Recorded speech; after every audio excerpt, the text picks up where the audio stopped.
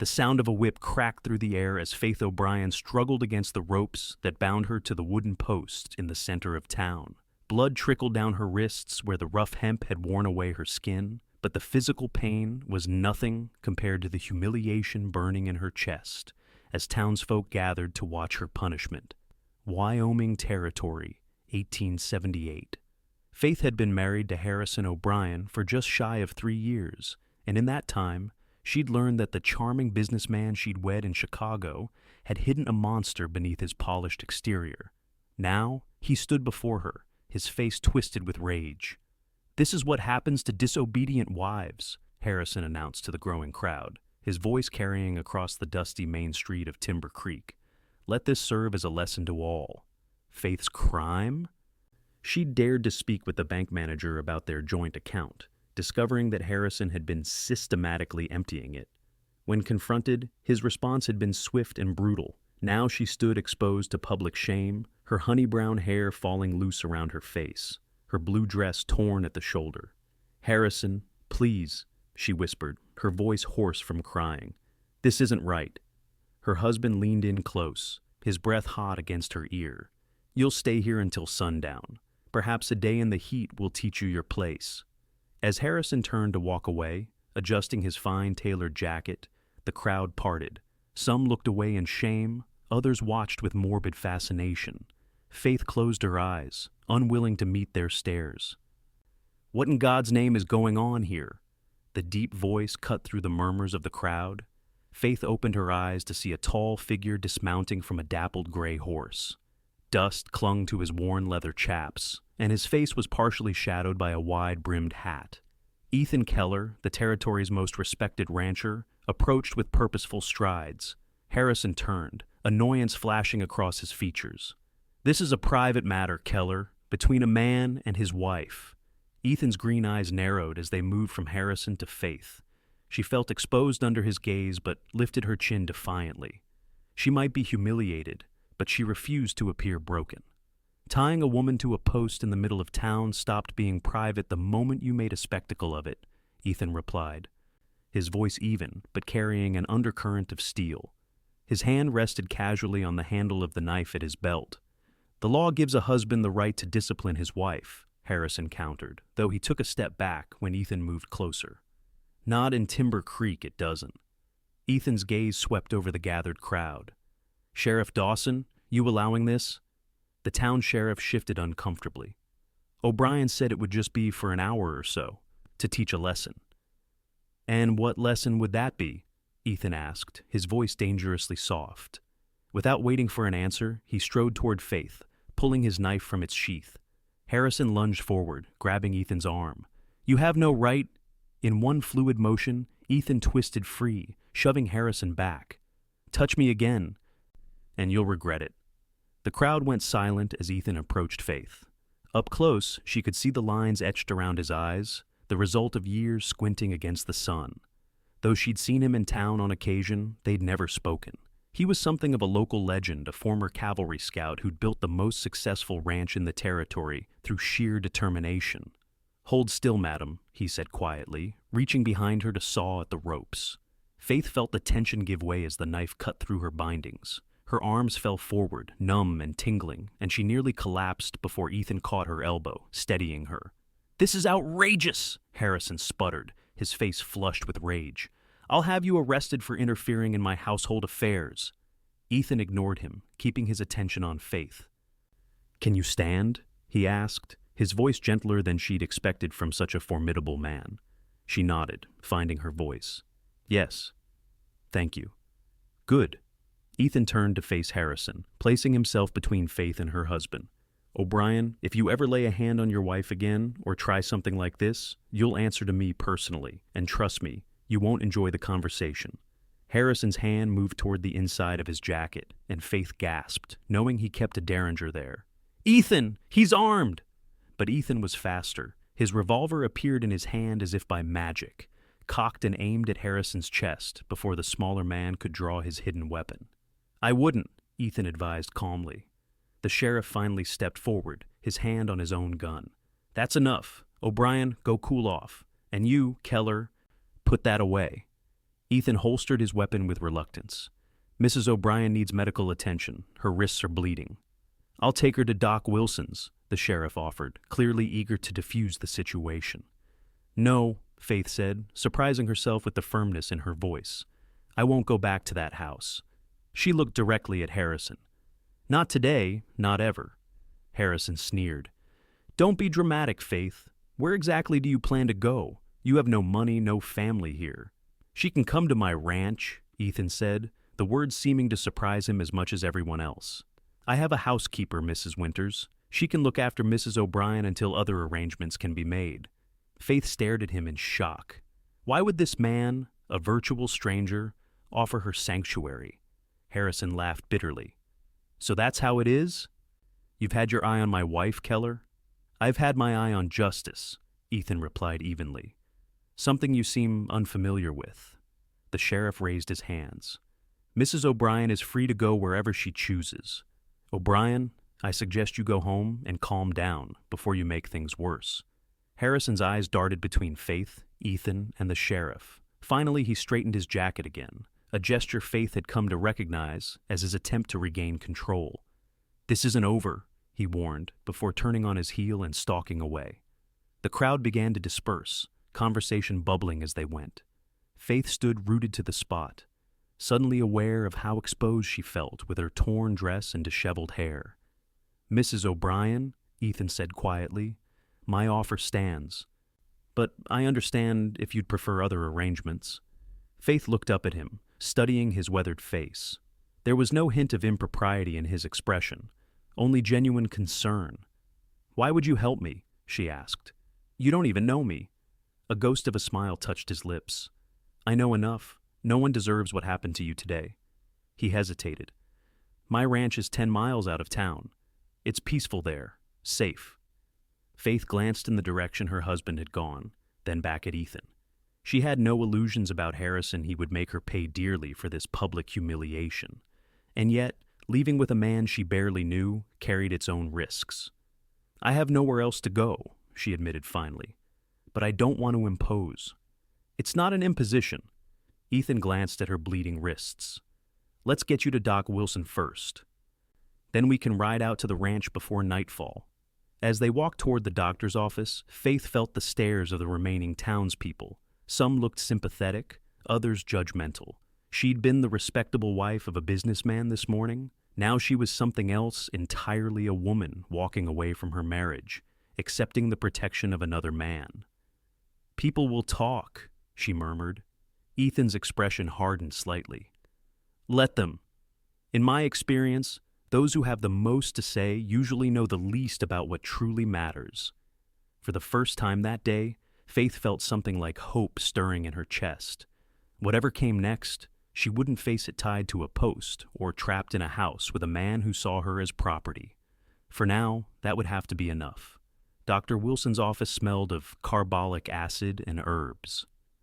The elderly physician clucked his tongue as he examined Faith's raw wrists. Barbaric, he muttered, cleaning the wounds with gentle hands. Absolutely barbaric. Faith winced as the antiseptic solution stung her open flesh. Ethan stood by the window, giving them privacy while remaining close enough to intervene if Harrison returned. I've seen the bruises before, Faith, Dr. Wilson said quietly. When you came in for your headaches last month, I should have said something. Faith looked down, shame washing over her. It wouldn't have changed anything. Perhaps not. The doctor wrapped clean bandages around her wrists. But I'm glad someone finally took action. He glanced meaningfully at Ethan's back. Once her wrists were tended to, Dr. Wilson gave her a tonic for the pain and helped mend her torn dress as best he could. It's temporary, he said, but it should hold until you can change. Thank you, Faith said, for everything. The doctor patted her hand. You're doing the right thing, getting away from him. I've seen too many wives who didn't. When they emerged from the doctor's office, Ethan was holding the reins of his gray horse. I sent a boy to fetch your things from your house, he explained. I gave him a note for Mrs. Winters to prepare a room for you. Faith was startled by his efficiency. My things? Harrison will never allow it. The sheriff is accompanying him, Ethan replied. Your husband may be cruel, but he's not stupid enough to defy Dawson openly. He helped Faith onto his horse, then mounted behind her. The proximity made her tense, but his hands remained respectfully on the reins, creating as much space between them as the saddle allowed. As they rode out of town, Faith felt simultaneously terrified and relieved. Everything she'd known for the past 3 years was behind her now. Her future was as vast and uncertain as the Wyoming landscape stretching before them. "I never properly introduced myself," Ethan said after they had ridden in silence for several miles. "Ethan Keller. I run the Starlight Ranch southeast of town." "Faith O'Brien," she replied automatically, then frowned. "Though I suppose I'll need to change that name now." "You can worry about that later," he said. "For now, just focus on healing." The Starlight Ranch came into view as they crested a hill, a sprawling property with a large main house, several outbuildings, a corral filled with horses, and pasture land stretching to the distant mountains. It was bigger than Faith had imagined, speaking to Ethan's success. As they approached, a woman hurried from the main house. She was in her 50s, with silver-streaked dark hair and a no-nonsense expression that softened when she saw Faith. "Mrs. Winters," Ethan called as he helped Faith dismount. "This is Mrs. O'Brien." "Come in, dear," Mrs. Winters said, taking in Faith's appearance with a shrewd glance. "I've prepared a room and drawn a bath. You look like you could use both." Faith's legs felt wobbly as she followed the housekeeper inside. The main house was surprisingly elegant for a bachelor rancher, polished wood floors, comfortable furniture, and shelves lined with books. It spoke of prosperity, but also taste. "Mr. Keller sent word about your situation," Mrs. Winters said, as she led Faith upstairs. "No need to explain anything now. Rest first." The promised bath was waiting in a private room, adjacent to the bedroom prepared for her. Faith nearly wept at the sight of the steaming water. Mrs. Winters helped her out of her torn dress and left her to soak, promising to return with something clean to wear. Alone for the first time since that morning, Faith finally allowed herself to cry. The tears came silently at first, then in heaving sobs that shook her entire body. She cried for the girl who had once believed in love, for the woman who had endured 3 years of escalating abuse, and for the uncertain future that now lay before her. By the time Mrs. Winters returned with a simple but clean dress, Faith had composed herself. The housekeeper helped her dress and brushed out her long hair, tisking at a half-healed cut hidden at her hairline. "Men like that deserve a special place in hell," Mrs. Winters said matter-of-factly. "My sister was married to one. Took her years to gather the courage to leave."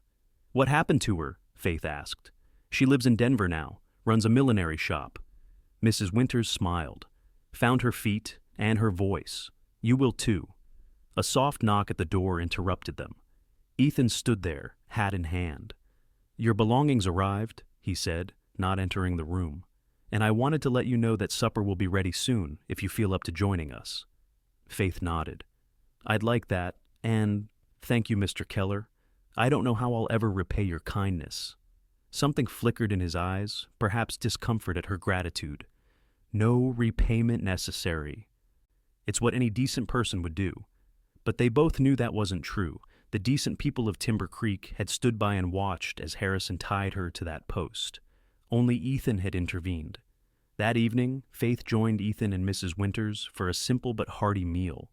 2 ranch hands also sat at the table: Thomas, an older man with a weathered face, and Daniel, a young cowboy barely out of his teens. Both treated Faith with polite respect, asking no questions about her presence. "We'll be moving the herd to the north pasture tomorrow," Ethan informed the men. "The creek there is still running strong despite the dry spell."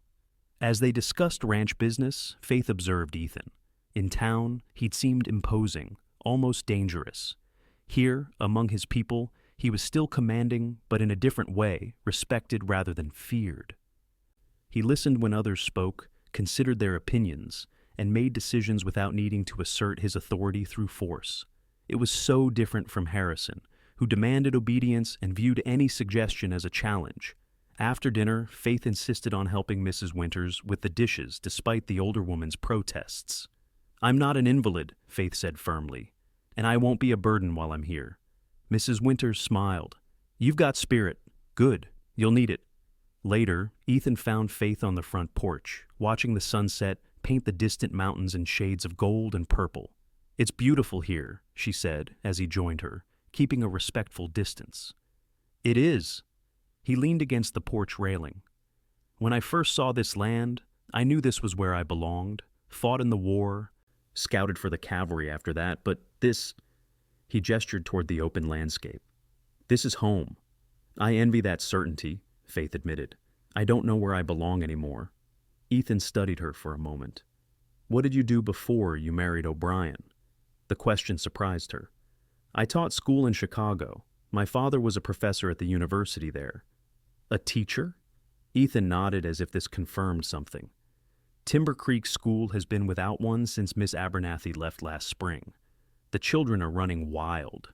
Faith raised an eyebrow. "Are you offering me a job, Mr. Keller?" "Just pointing out possibilities." He smiled slightly. "You're educated. That's rare out here. Would be a shame to waste it." The idea took root immediately. Teaching again, using her mind, helping children learn, being useful and independent. It seemed an impossible dream after the years with Harrison, where he'd gradually isolated her from any form of independent life. "I'd need the school board's approval," she mused. "And there's the matter of my marriage." "One step at a time," Ethan advised. "For now, you're welcome to stay here as long as needed. Mrs. Winters enjoys the company, and it's safer than town until things settle."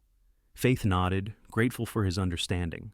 As they stood in companionable silence watching the sunset, she realized this was the first conversation she'd had with a man in years, where she wasn't calculating her words to avoid anger or punishment.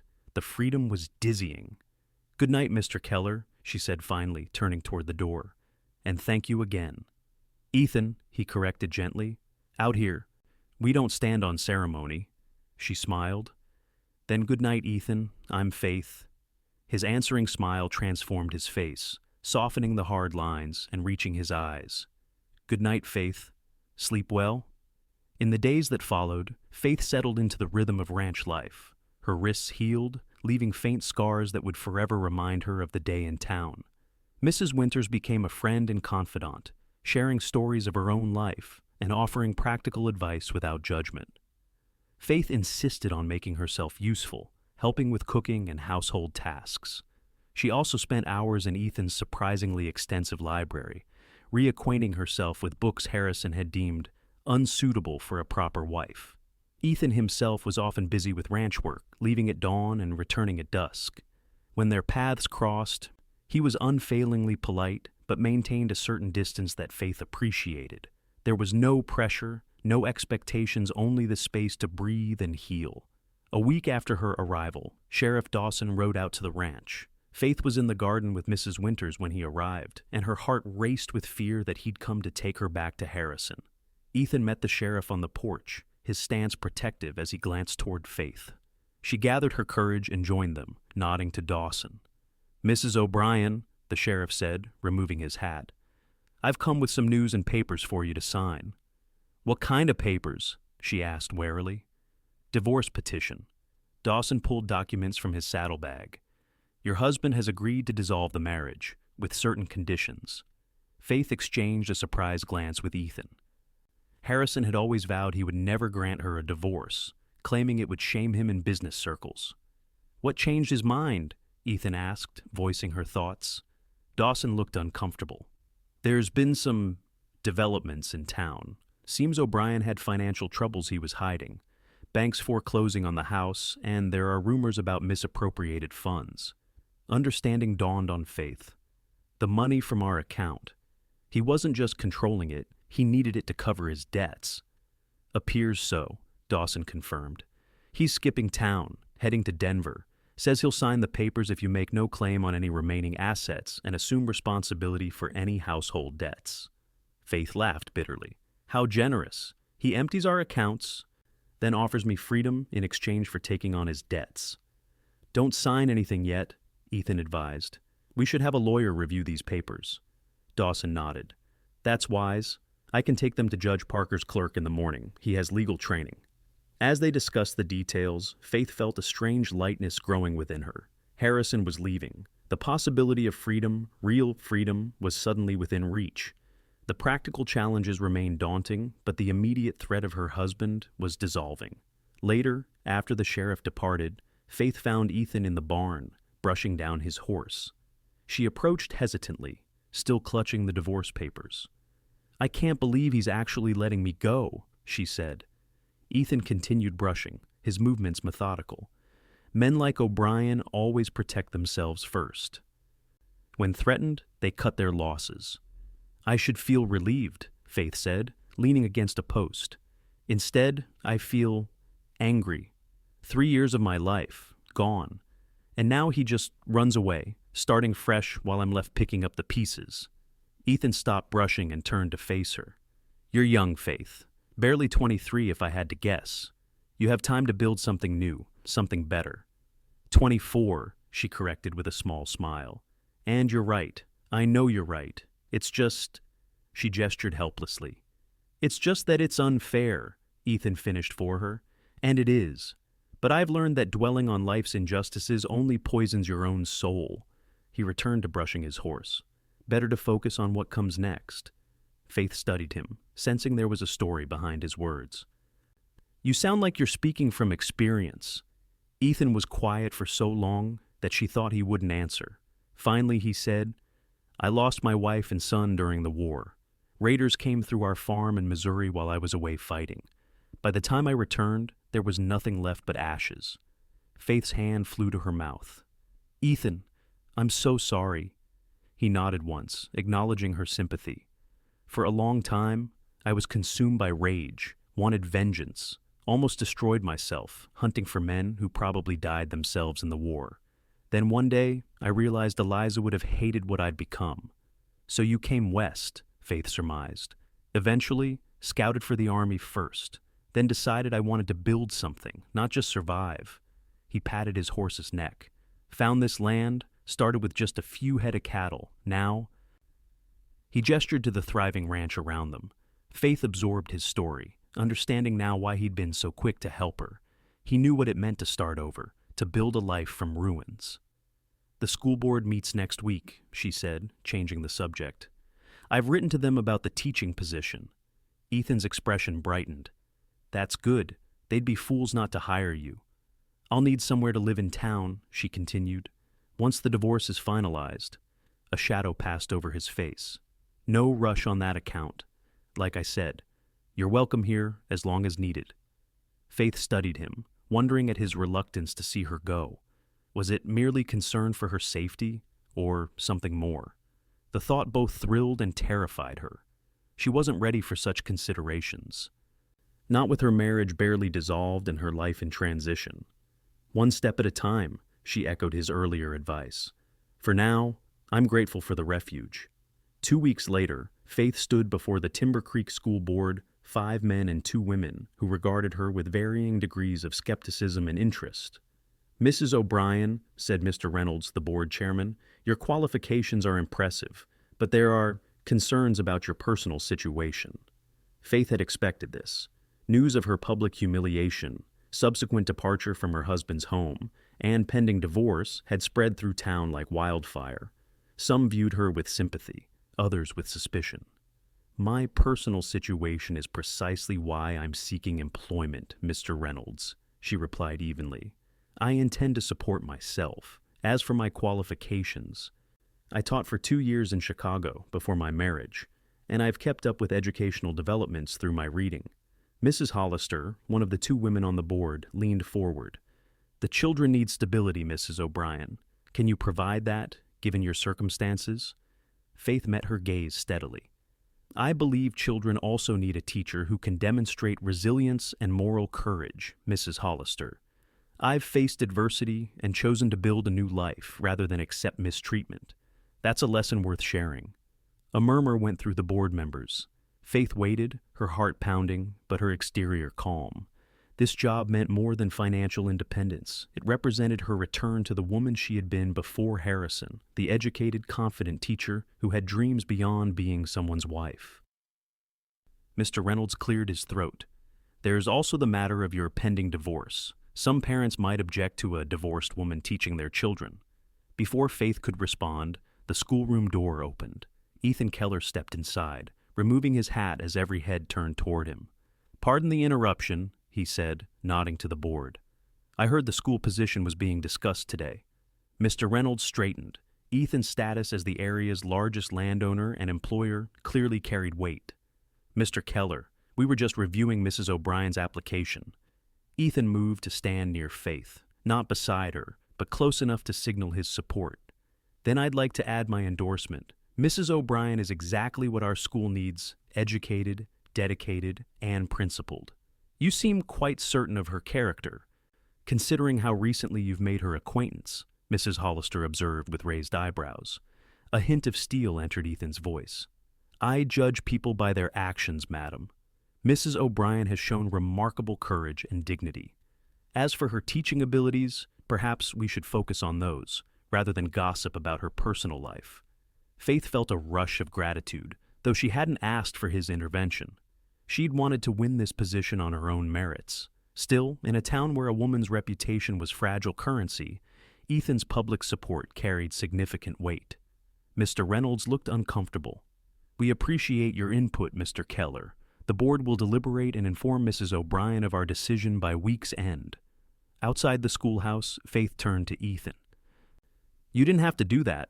He shrugged. I didn't say anything untrue. Still, I wanted to earn this position myself. You will, he assured her. My words won't matter if you're not the right teacher for them, but sometimes people need a reminder to look past their prejudices.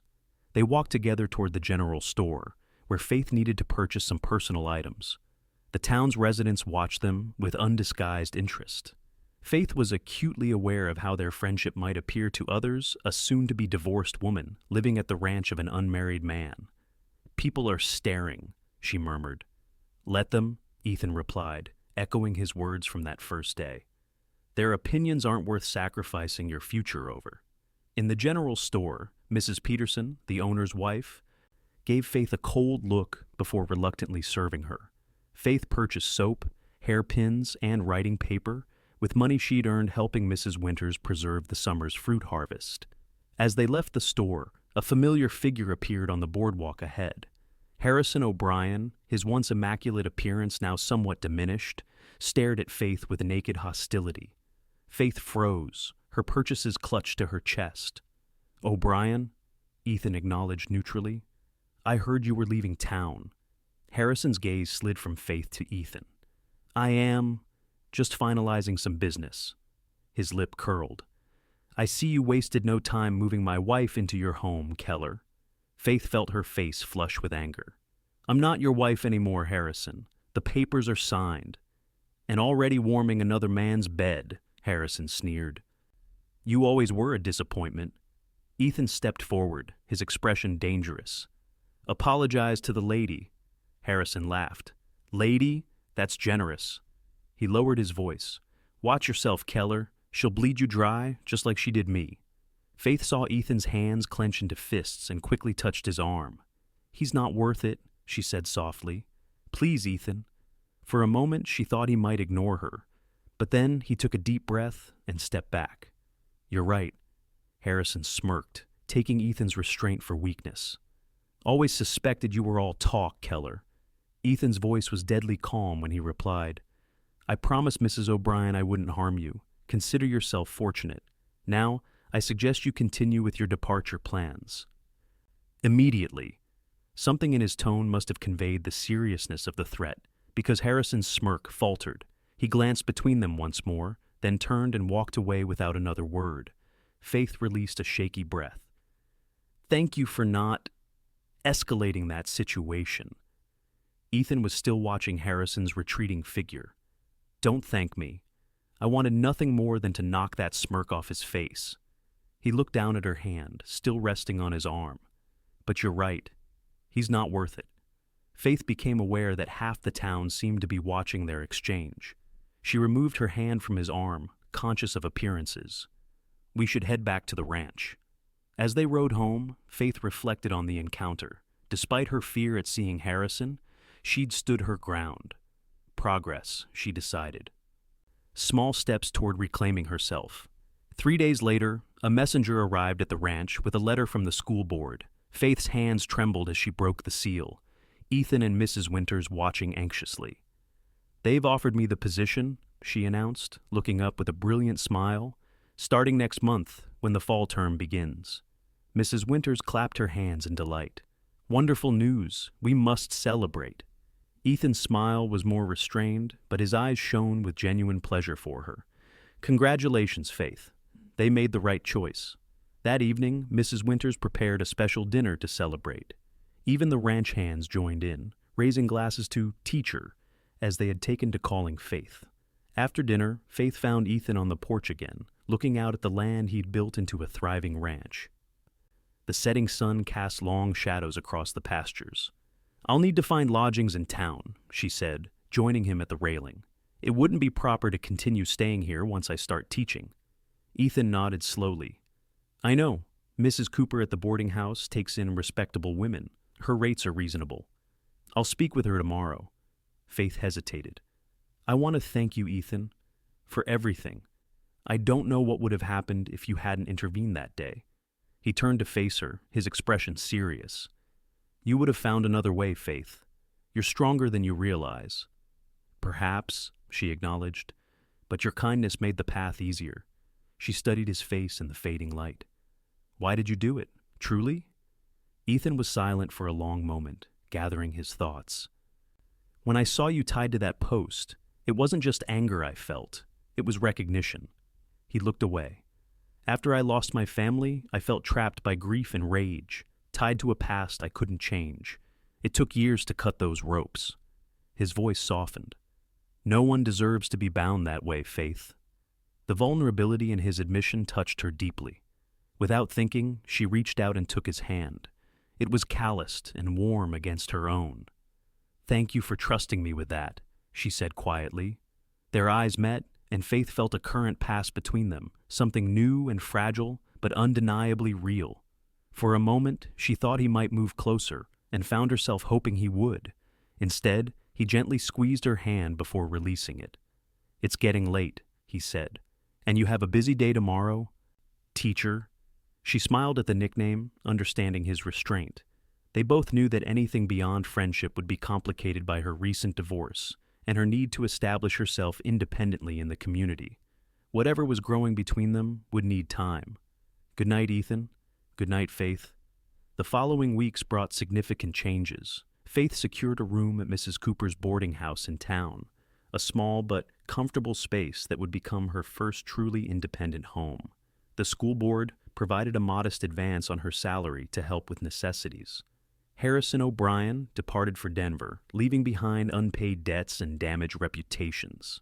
Faith discovered that many in town had suffered from his business dealings, which softened some attitudes toward her. She was no longer just the woman who left her husband, but increasingly the new school teacher. Faith threw herself into preparing for the school term, cleaning the long-neglected schoolhouse, and developing lesson plans for students ranging from 6 to 16 years of age. The work was exhausting, but deeply satisfying. Ethan rode into town regularly, ostensibly on ranch business, but always finding time to check on her progress. He donated lumber for new bookshelves and personally repaired the schoolhouse roof one weekend. "You don't have to do all this," Faith told him, as they shared a packed lunch on the schoolhouse steps after he'd finished the roof repairs. "I know," he replied simply. "I want to." Their friendship deepened through these shared projects. Faith learned that beneath Ethan's reserved exterior was a thoughtful, well-read man with a dry wit that caught her by surprise. She found herself looking forward to his visits, the days seeming duller when he didn't appear. The night before school was to begin, Faith sat in her boarding house room, too nervous to sleep. 28 children had enrolled, a significant responsibility. What if she had forgotten how to teach? What if the parents didn't respect her authority because of her divorce? A soft knock at her door interrupted her worries. Mrs. Cooper stood there, holding a package. "This came for you earlier," she said, "from Starlight Ranch." Faith thanked her and opened the package once alone. Inside was a beautiful leather-bound journal and a note in Ethan's distinctive handwriting. "For recording your thoughts and observations as you begin this new chapter. You'll want to remember these days. E.K." The thoughtfulness of the gift brought tears to her eyes. Ethan understood, perhaps better than anyone, the significance of new beginnings and the importance of marking them.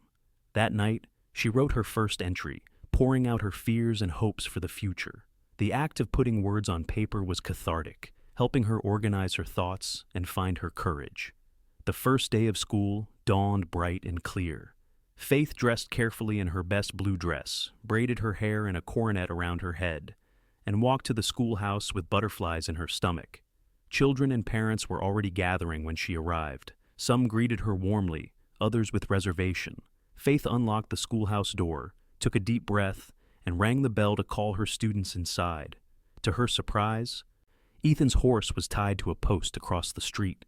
He stood leaning against a storefront, not approaching, but watching.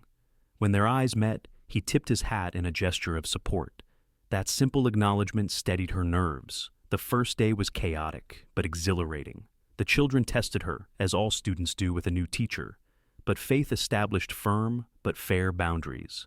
By day's end, she had a clearer understanding of each child's abilities and temperament. As the students filed out, Ethan crossed the street. "How was your first day, teacher?" Faith smiled, her fatigue momentarily forgotten. "Challenging, wonderful. I'd forgotten how much I love teaching." "It shows," he said. "You're glowing." Faith felt a blush rise to her cheeks at the admiration in his eyes. "The children are bright. Even the troublemakers." "Especially the troublemakers," Ethan agreed with a knowing smile. "Those are the ones who'll keep you on your toes."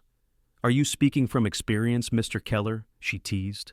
"Were you a troublemaker in school?" "The worst," he admitted, his eyes crinkling with amusement. Poor Miss Thornton never knew what hit her when the Keller boys entered her classroom. Faith laughed, trying to imagine Ethan as a mischievous boy. "You had brothers?" A shadow crossed his face. "Two. Both lost in the war." Faith's laughter faded. "I'm sorry." He shook his head. "Don't be. It's good to remember them as they were full of life and always in trouble." He gestured to her stack of papers. "May I walk you home? Those look heavy." As they walked through town, several people greeted them. Faith noted with satisfaction that the greetings seemed less tinged with gossip now, more genuine. "You're being accepted," Ethan observed, evidently noticing the same thing. "Slowly," Faith agreed. "Teaching helps. It gives me a place in the community beyond that divorced woman." At the boarding house, Ethan handed her the stack of papers. "Will I see you Sunday? Mrs. Winters has been asking when you'll visit again." "I'd like that," Faith replied. "If you could send the buggy, I'd appreciate it. It's a long ride." "I'll come myself," he said, then, more hesitantly, "unless you'd prefer I send one of the hands." Faith smiled. "I'd prefer your company, Ethan." His answering smile warmed her all the way through. Sunday, then. As the weeks passed, Faith settled into her role as teacher. The children responded to her enthusiastic approach to learning, and even the most skeptical parents began to appreciate her dedication. Her Sunday visits to Starlight Ranch became a cherished routine. Sometimes she and Ethan rode across the property, him pointing out improvements and sharing his plans for the future. Other times they simply sat on the porch, reading or talking, while Mrs. Winters prepared Sunday dinner. As autumn deepened, bringing cooler days and golden leaves, Faith realized she had created something precious, a life of her own choosing. She had meaningful work, a growing circle of friends, and increasingly, the respect of the community. And then there was Ethan. Their friendship had evolved into something more complex, filled with meaningful glances and lingering touches that neither acknowledged directly. Faith found herself thinking of him at odd moments when a student made a clever observation that would amuse him, or when the sunset painted the mountains in colors that reminded her of evenings on his porch. But she held back, uncertain whether her feelings were genuine or simply gratitude to the man who had helped her escape Harrison. Ethan, too, seemed content with their careful friendship, never pushing for more, until the November blizzard changed everything. The storm blew in suddenly one Friday afternoon, catching everyone by surprise with its ferocity. Faith had dismissed school early, sending the children home as the first snowflakes began to fall. She had intended to return to the boarding house and wait out the weather, but as she locked the schoolhouse, a familiar figure on horseback appeared through the thickening snow. "Ethan," she called, surprised. "What are you doing in town?" He dismounted quickly. "Looking for you. This storm is worse than expected. The pass to town might be blocked for days." His face was grim. "You can't stay at the boarding house. Mrs. Cooper's roof is already leaking, and there's not enough firewood." Faith glanced at the darkening sky. "But the ranch is 10 miles away." "We need to leave now, while we still can," he urged. "I've brought extra blankets. If we ride hard, we can make it before the worst hits." Faith hesitated only briefly before nodding. "Let me get my things." The ride was harrowing. Snow fell so thickly that visibility dwindled to mere feet in front of them. The wind cut through Faith's coat like knives, and soon she couldn't feel her fingers or toes. Ethan kept one arm around her as they rode, his body heat the only thing keeping her from freezing entirely. When the ranch house finally appeared through the white curtain of snow, Faith nearly wept with relief. Mrs. Winters rushed out to help them inside, her face creased with worry. "Thank the Lord," she exclaimed, ushering Faith toward the fire. "Another hour and you might not have made it." Faith's teeth chattered too hard to respond. Ethan helped her out of her snow-covered coat, his own face white with cold, but his concern focused entirely on her. "We need to get you warm," he said, rubbing her hands between his. "Mrs. Winters, hot tea, please, and blankets." The next hours passed in a blur as Faith slowly thawed. Mrs. Winters prepared a hot bath, then helped her into dry clothes, a nightgown and robe that belonged to the housekeeper, but fit Faith well enough. By evening, Faith was ensconced in a chair by the fire, wrapped in blankets with a mug of tea laced with whiskey warming her hands. "The storm's getting worse," Ethan reported, returning from checking on the livestock. Snow dusted his hair and shoulders, melting quickly in the warmth of the house. "We're in for a long night." Mrs. Winters clucked her tongue. "You're fortunate you found her when you did. Why were you in town anyway? You weren't expected until Sunday." Ethan glanced at Faith, then away. "I had a feeling about the weather, wanted to make sure Faith got out before the pass closed." Faith studied him over her mug. Had he really predicted the storm, or had he been coming to see her for another reason? She didn't press the question, but a warm feeling that had nothing to do with the fire spread through her chest. The storm raged through the night, howling around the house like a living thing.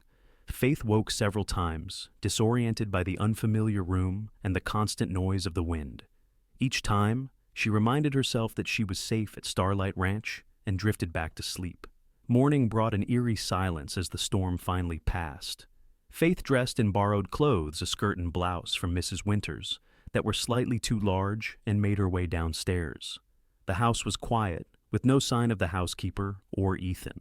A note on the kitchen table explained, "Gone to check cattle with the hands. Mrs. W. helping at bunkhouse, some of the men caught chill. Breakfast by stove. E.K." Faith found warm biscuits wrapped in a cloth by the stove, along with honey and preserves.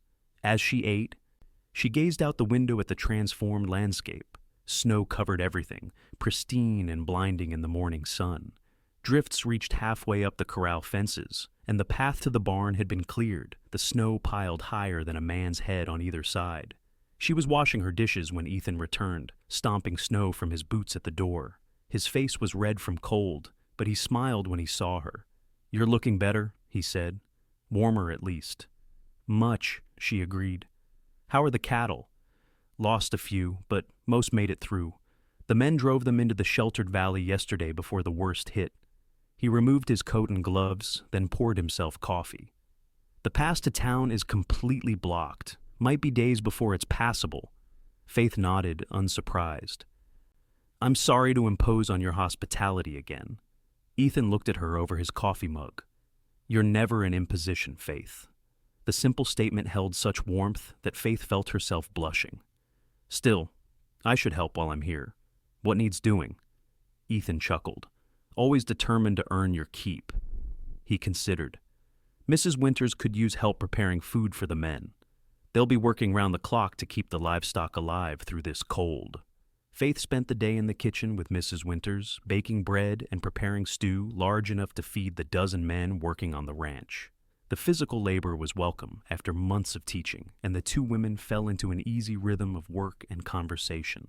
"He rode out yesterday morning the moment the barometer started falling," Mrs. Winters commented as they kneaded dough side by side. "Said he had a bad feeling about the storm, needed to make sure you were safe." Faith's hands stilled. "He left before the snow started?"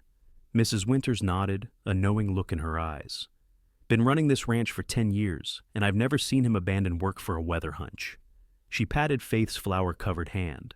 He cares for you, dear, more than he lets on. Faith resumed kneading, her mind whirling with this information. Ethan had risked the dangerous ride to town, not because he was certain of the storm, but because he was worried about her. I care for him too, she admitted softly. But it's complicated. Life usually is, Mrs. Winters agreed. Doesn't mean you shouldn't seize happiness when you find it. That evening, after delivering food to the bunkhouse, Faith found Ethan in his study. Maps and ledgers were spread across his desk as he calculated feed supplies against the unexpected storm. "May I interrupt?" she asked from the doorway. He looked up, his face relaxing into a smile. "Please do. These numbers are starting to blur together." Faith entered, noting the worn leather chair by the fireplace where a small fire burned. Books lined the walls, history, science, poetry, evidence of a curious and active mind. "I wanted to thank you," she said, standing before his desk, "for coming to find me yesterday. Mrs. Winters told me you left before the snow even started." Ethan set down his pencil. "She talks too much." "She cares about you," Faith corrected gently. "As do I." His eyes met hers, searching. "Faith, you risked your life riding into that storm," she continued, moving around the desk to stand closer to him. "Why?" Ethan stood slowly, as if giving her time to retreat. She didn't. "I think you know why." Faith's heart pounded. "I'd like to hear you say it." For a long moment he was silent, and Faith feared she'd misread everything. Then he reached out, taking her hand in his. "Because the thought of you in danger terrifies me," he said quietly. "Because in these past months, you've become essential to my life in a way I never expected." His thumb traced circles on her palm. "Because I'm falling in love with you, Faith, and I can't bear the thought of losing you." The simple, heartfelt declaration undid her completely. Tears welled in her eyes as emotions she'd been holding at bay rushed forward. "I'm falling in love with you too," she whispered. "I've been afraid to admit it. Afraid it was too soon, that I was just grateful for your help." "Is that what you think?" he interrupted, his free hand coming up to cup her cheek. "That your feelings aren't real?" Faith leaned into his touch. "No, they're real. So real, they frighten me sometimes." Ethan's eyes darkened. "May I kiss you, Faith?" In answer, she rose on tiptoes and pressed her lips to his. The kiss began tentatively, a gentle exploration that quickly deepened as months of unspoken longing surged between them. His arms encircled her waist, drawing her closer, and Faith wound her hands into his hair, surrendering to the warmth and rightness of being in his embrace. When they finally parted, both breathless, Ethan rested his forehead against hers. "I've wanted to do that since the first Sunday you came to visit," he admitted. Faith smiled, her heart so full it seemed impossible to contain her joy. "Why did you wait so long?" "You needed time," he said simply, "to heal, to build your own life. I didn't want to be just another man making decisions for you." His understanding of exactly what she had needed confirmed what Faith already knew, that this man was unlike any other she had known, that what they were building together was founded on mutual respect as much as attraction. "I love you," she said, the words feeling both momentous and completely natural. "And I'm not afraid anymore." His answering smile was brilliant. "Good. Because I plan to court you properly, Faith O'Brien, if you'll allow it." She laughed. "I think we're well past the point of asking permission, Ethan Keller." His expression grew serious. "Nevertheless, you deserve to be honored, cherished." "I want to do this right." Faith touched his face, marveling at the privilege of being able to do so freely. "Then court me, Ethan. I accept." The blizzard kept the pass closed for 4 days. During that time, Faith and Ethan seized moments together, between his work saving the ranch and her helping Mrs. Winters. They shared kisses in the barn while checking on a newborn calf, held hands under the table at dinner, and spent evenings talking by the fire after Mrs. Winters retired. Faith learned more about Ethan's life, his childhood in Missouri, the devastating loss of his wife Eliza and their son James during the war, his years of wandering before finding purpose again in Wyoming. In turn, she shared stories of her own family, her dreams of teaching, and even the painful details of her marriage to Harrison that she had previously kept buried. "I still don't understand how I didn't see what he was," she admitted one evening as they sat before the fire. "He was so charming when we met." Ethan's arm tightened around her shoulders. "Men like that are skilled at deception. The fault was his, never yours." When the past finally cleared enough for travel, Ethan drove Faith back to town in a sleigh. The journey that had been so perilous days before was now beautiful. The landscape transformed into a glittering white wonderland. "I don't want to go back," Faith confessed as the town came into view. Ethan smiled. "You have students waiting for you, teacher." "I know," she sighed. "But these past days have been like a dream." "A dream we can continue," he assured her, taking her gloved hand in his. "I meant what I said about courting you properly. Sunday dinners, chaperoned rides." Faith laughed. "Chaperoned. I'm a divorced woman, Ethan, not a debutante." His eyes twinkled. "Humor me. I want to do this in a way that protects your reputation in town. You've worked too hard establishing yourself as the school teacher to have gossip undermine that now."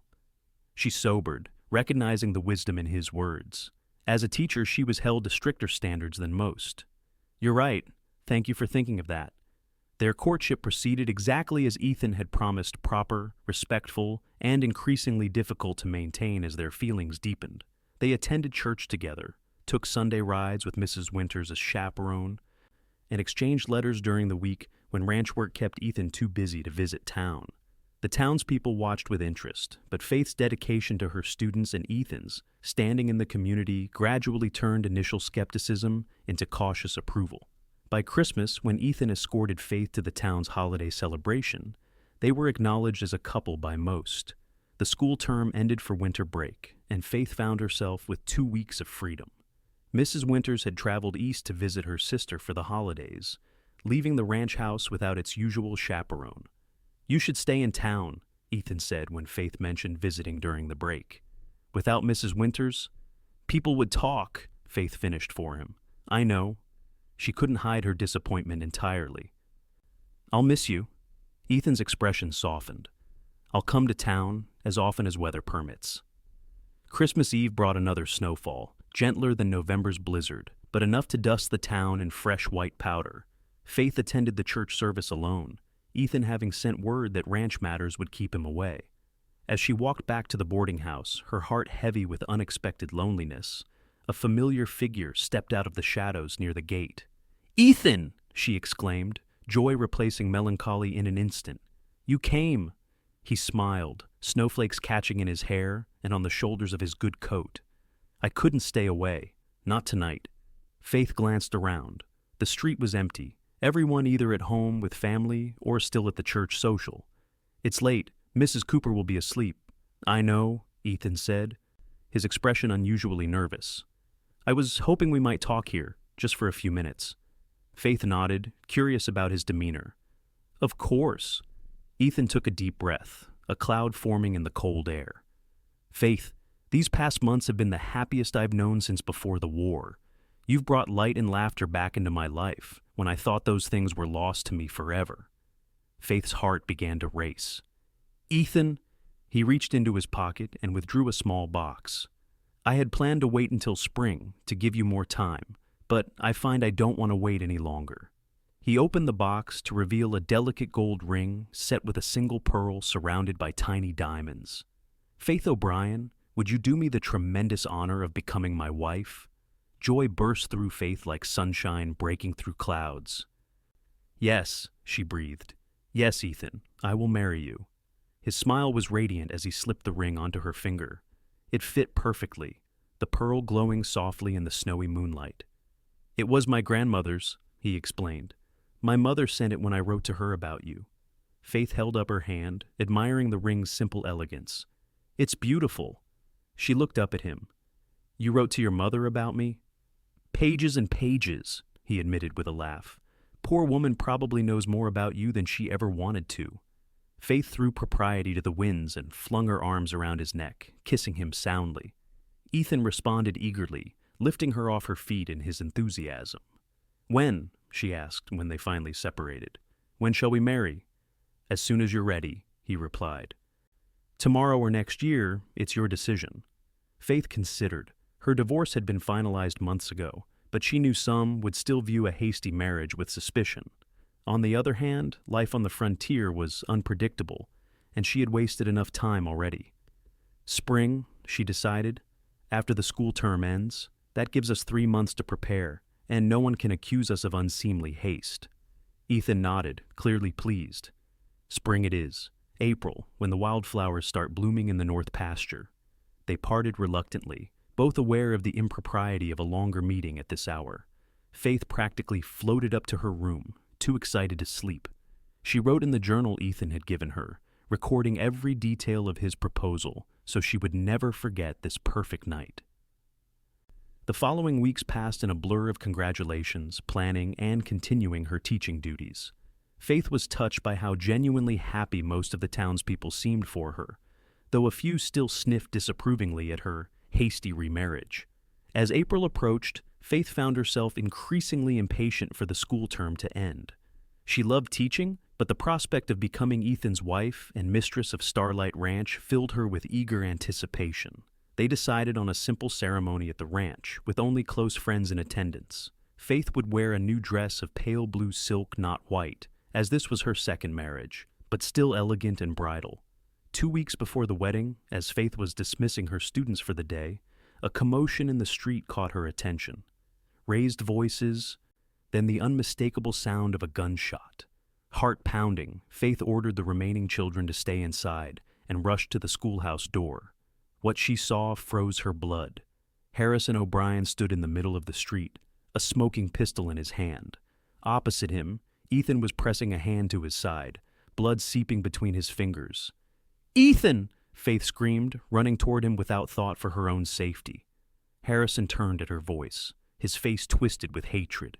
"There she is," he slurred, clearly drunk. "The faithless wife who ruined me." Faith reached Ethan, who was still standing despite his wound. "You're hit," she gasped, seeing the blood staining his shirt. "Just grazed," Ethan assured her through gritted teeth. "Get back inside, Faith." "Yes, Faith, run and hide," Harrison taunted, waving his gun. "It's what you're good at." Sheriff Dawson appeared from the direction of his office, his own weapon drawn.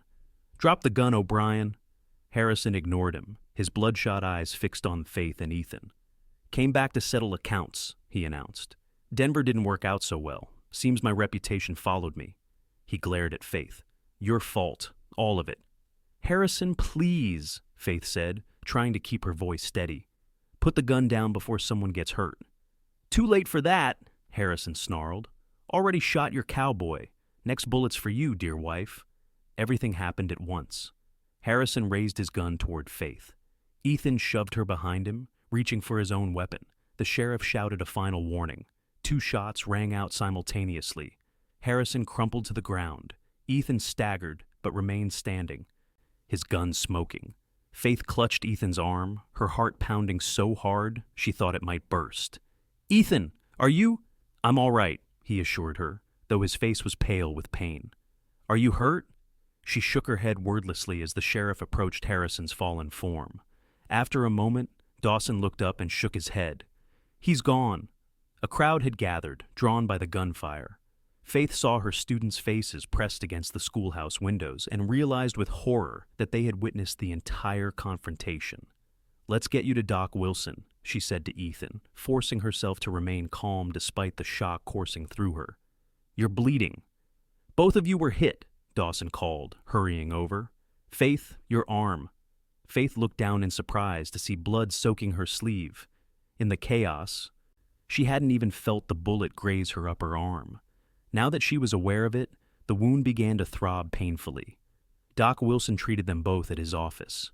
Ethan's side wound was indeed just a deep graze, painful but not life-threatening, while Faith's arm required a few stitches. As they sat side by side on the examination table, bandaged and shaken, Faith finally allowed herself to process what had happened. "He came back for revenge," she said quietly. "He would have killed us both." Ethan took her uninjured hand. "But he didn't. It's over now, Faith. Truly over. She leaned against his shoulder, careful not to press against his wound. I thought I'd lost you. Never, he promised, kissing the top of her head. It'll take more than Harrison O'Brien to separate us. The sheriff ruled the shooting a clear case of self-defense, and the town quickly put the incident behind them. Harrison was buried in a simple grave, his passing mourned by no one. 2 weeks later, on a perfect spring day with wildflowers carpeting the north pasture, just as Ethan had predicted, Faith and Ethan exchanged vows beneath an arch of twisted willow branches. She wore her blue silk dress, a crown of flowers in her hair, and the pearl ring that now symbolized not just their engagement, but their survival together. I, Ethan James Keller, take you, Faith Ann, to be my lawfully wedded wife, he promised, his voice steady and sure, to have and to hold from this day forward, for better, for worse, for richer, for poorer, in sickness and in health, to love and to cherish, till death us do part. Faith repeated the vows, her heart so full that her voice trembled with emotion. When the Reverend pronounced them husband and wife, the small gathering of friends erupted in cheers. That evening, after the guests had departed, Faith stood on the porch of what was now her home, watching the sunset paint the mountains in familiar glory. Ethan joined her, wrapping his arms around her waist from behind. "Happy Mrs. Keller?"